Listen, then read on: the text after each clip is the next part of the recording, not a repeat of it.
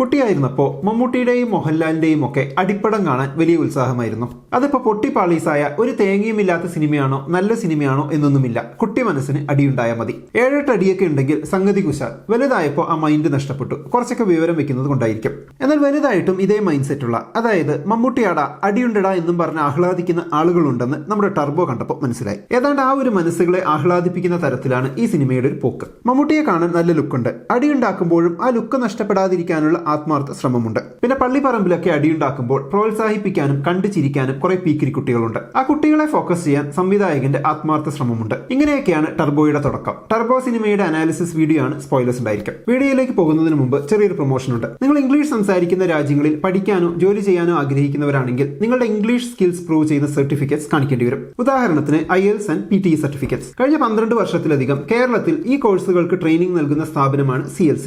IDP certified trainers ആണ് CLCയിലുള്ളത്. CLCയിലൂടെ 1000-ലധികം students ഈ കോഴ്സുകൾ പാസ്സായിട്ടുണ്ട്. നിങ്ങൾക്ക് ഓൺലൈൻ ആൻഡ് ഓഫ്ലൈൻ ക്ലാസുകൾ അവൈലബിൾ ആണ്. ഇനി നിങ്ങൾക്ക് 1-on-1 ട്രെയിനിങ് ആണ് വേണ്ടതെങ്കിൽ അങ്ങനെ, ഇനി ഗ്രൂപ്പ് ക്ലാസ്സസ് ആണ് വേണ്ടതെങ്കിൽ അതും അവൈലബിൾ ആണ്. ഞങ്ങളുടെ വ്യൂവേഴ്സിന് ഡിസ്ക്രിപ്ഷനിൽ കൊടുത്തിട്ടുള്ള കൂപ്പൺ കോഡ് ഉപയോഗിച്ചാൽ 1000 രൂപ ഡിസ്കൗണ്ട് കിട്ടും. CLCയിലെ ട്രെയിനേഴ്സുമായി ഒരു ഫ്രീ ഡെമോ അറേഞ്ച് ചെയ്യാൻ ഡിസ്ക്രിപ്ഷനിൽ കൊടുത്തിട്ടുള്ള വാട്സ്ആപ്പ് നമ്പറിൽ കോൺടാക്ട് ചെയ്യുക. താല്പര്യമുള്ളവർ എന്തായാലും ഈ ഡിസ്കൗണ്ട് ഓപ്പർച്യൂണിറ്റി നഷ്ടപ്പെടുത്താതിരിക്കുക, ഫ്രീ ഡെമോ എടുത്തു നോക്കുക. എന്നാൽ നമുക്കിനി വീഡിയോയിലേക്ക് പോകാം. വെറുപ്പിക്കുന്ന, വേറെ പ്രത്യേകതകളൊന്നുമില്ലാത്ത, മമ്മൂട്ടി കാലുപൊക്കിയാൽ 5-6 അടി ഉയരത്തിൽ പറന്നു പോകുന്ന വില്ലന്മാരുള്ള നീണ്ട ഫൈറ്റ് സീൻ, പിന്നെ ഒരു ചേസിംഗ് സീൻ. ഇത് രണ്ടും ആദ്യം മനസ്സിൽ കണ്ട് അതിന് സ്യൂട്ടബിൾ ആകുന്ന ഒരു കഥ തിരയുകയായിരുന്നു എന്ന് തോന്നുന്നു. കാരണം ഈ സിനിമയുടെ കഥ ഏതാണ്ട് നമ്മുടെ കുട്ടിക്കാലത്ത് കണ്ട കുറേയധികം മാസ് മസാല തമിഴ് സിനിമകളുടെ അതേ ഇതാണ്. നാട്ടിൻ പുറത്തെ നിഷ്കളങ്കനും പ്രമുഖ തല്ലുകാരനുമായ നായകൻ വേറെ ഏതോ സിറ്റിയിലെത്തുന്നു. അവിടെ അയാൾക്ക് ഒരു പ്രത്യേക സാഹചര്യത്തിൽ അവിടുത്തെ കൊടൂര വില്ലനുമായി ഉടക്കേണ്ടി വരുന്നു. പിന്നെ നായകന്റെ വിളയാട്ടം, കൊടൂര വില്ലനെ തറപറ്റിച്ച് നായകൻ ഹീറോയാകുന്നു. തമിഴ്നാട്ടിലുള്ളവർ വിട്ടുകളഞ്ഞ സബ്ജക്ട് ആയതുകൊണ്ട് നമ്മൾ ഇങ്ങെടുത്തു. സിനിമയുടെ എഴുത്തുകാരൻ കുട്ടിക്കാലത്ത് കുറേയധികം തമിഴ് സിനിമകൾ കണ്ടുകൂട്ടിയിട്ടുണ്ട്, അതിൽ സംശയമില്ല.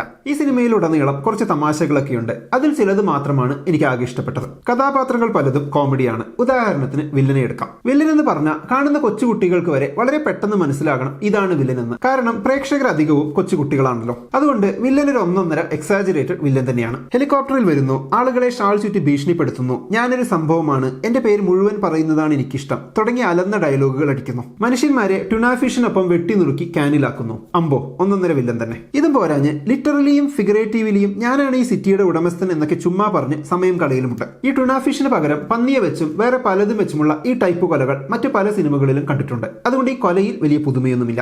പിന്നെ വേറൊരു കൊലയുണ്ട്, വില്ലന്റെ സിങ്കിടിയുടെ വക. സിനിമയുടെ തുടക്കത്തിൽ ഒരു ചെറിയ കുട്ടിയുടെ മുന്നിൽ വെച്ച് അമ്മയെ കെട്ടിത്തൂക്കി കൊല്ലുന്നത് പല ആംഗിളുകളിൽ കാണിക്കുന്ന ഒന്ന്. അത് കണ്ട് കുട്ടി പേടിച്ച് മൂത്രമൊഴിക്കുന്നതും കാണിക്കുന്നുണ്ട്. സംഭവം കുട്ടികളുടെ മൈൻഡ് സെറ്റ് ഉള്ളവർക്കുള്ളതാണെങ്കിലും കുട്ടികൾക്കുള്ളതല്ല. ഒരുതരം എക്സ്പ്ലോയിറ്റേഷൻ സിനിമയാണെന്ന് അത് കണ്ടപ്പോൾ തോന്നി. വില്ലന്റെ ഓവറാക്കൽ കഴിഞ്ഞാൽ പിന്നെ നായികയിലേക്ക് വരാം. ഒരുതരം ഫീലിംഗ്സും ഇല്ലാത്ത കരിയർ ഓറിയന്റഡ് ആയ ഒരു പെണ്ണാണ് നായിക.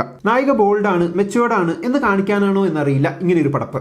നായിക നമ്മുടെ ജോസേട്ടൻ ചെന്ന് വിളിച്ചപ്പോൾ ഇറങ്ങി വരും. ജോസേട്ടൻ അനിയനെ പോലെ കാണുന്ന നായികയുടെ കാമുകന്റെ അടുത്തേക്ക് കൊണ്ടുപോകാനാണ് വിളിക്കുന്നത്. എന്നാൽ കാമുകന്റെ വീട്ടിലെത്തുമ്പോൾ കാമുകൻ കാലുമാറും. നായിക വലിയ പ്രശ്നമൊന്നുമില്ലാതെ പിറ്റേ ദിവസം തന്നെ ജോലിക്ക് കയറും. ബോൾഡ് ആയതുകൊണ്ടാകാം ഫീലിംഗ്സ് കുറവാണ്. അത് കഴിഞ്ഞൊരു ഘട്ടത്തിൽ കാമുകൻ കാമുകിയോട് തന്റെ അപ്പോഴത്തെ ഫീലിംഗ്സ് ഒക്കെ ഒന്ന് എക്സ്പ്ലെയിൻ ചെയ്യാൻ ശ്രമിക്കും. പക്ഷെ കാമുകി മൈൻഡാക്കില്ല. ആ വിഷമത്തിൽ എന്ന് തോന്നിപ്പിക്കുന്ന വിധത്തിൽ കാമുകൻ ആത്മഹത്യ ചെയ്ത വിവരം നായിക അറിയുന്നു. നായിക വിഷമിക്കുന്നു. എന്നാൽ പിറ്റേ ദിവസം വീണ്ടും ജോലിക്ക് പോകുന്നു. ജോലി പോയി എന്നറിയുമ്പോൾ മാത്രമാണ് നമ്മുടെ നായിക ശരിക്കും വിഷമിക്കുന്നത്. സംഗതി ബോൾഡ് തന്നെ. ഇനി ജോസിന്റെ അമ്മയായി വന്ന ബിന്ദു പണിക്കർ ചെയ്ത കഥാപാത്രം നോക്കാം. ടർബോ ഇറങ്ങിയപ്പോൾ ഞാൻ ഈ കഥാപാത്രത്തെ പൊക്കിക്കൊണ്ടുള്ള ഒരുപാട് പോസ്റ്റുകൾ കണ്ടിരുന്നു. സൂത്രധാരൻ കഴിഞ്ഞാൽ പിന്നെ അഭിനയ പ്രാധാന്യമുള്ള ഒരു കഥാപാത്രം ഇതാണ് എന്നൊക്കെ പറഞ്ഞു. എനിക്കെന്താണാവോ അങ്ങനെയൊന്നും തോന്നാഞ്ഞത്. പള്ളിപ്പറമ്പിൽ ഫൈറ്റ്, ബസ്സിൽ ഓരോരുത്തരായി വന്ന് ഫൈറ്റ്, പിന്നെ ഗോഡൌണിൽ വെച്ച് ഒരിക്കലും തീരാത്തൊരു ഫൈറ്റ്, അതിനിടയ്ക്ക് വാളും എടുത്തുകൊണ്ട് സാമുറായ് വേഷത്തിൽ ഒരു ഗ്രൂപ്പ് ഓഫ് ആളുകൾ വരുമ്പോൾ അവരുമായിട്ടുള്ള ഫൈറ്റ്. ഇതൊക്കെ കണ്ട് ബോറടിച്ചിരിക്കുമ്പോൾ നമുക്ക് തോന്നുന്ന അതേ ഡയലോഗ് മമ്മൂട്ടി അടിക്കും, ഇത് തീരില്ലേ എന്ന്. വില്ലനെ കൊണ്ട് ഇടയ്ക്കിടയ്ക്ക് ബ്ലഡി ക്ലീഷേ എന്നൊക്കെ പറയിപ്പിക്കുന്ന സൈക്കോളജിക്കൽ മൂവും സിനിമയിലുണ്ടായിരുന്നു. സത്യം പറഞ്ഞാൽ മമ്മൂട്ടിയുടെ കഥാപാത്രം ലാഗാണ് എന്ന് പറഞ്ഞ് തന്റെ ഭൂതകാലം പറയുന്ന ഒരു സീനുണ്ട്. ലാഗില്ലാതെ നല്ല ഗംഭീരമായി തോന്നിയ ഒരു സീൻ അതാണ്.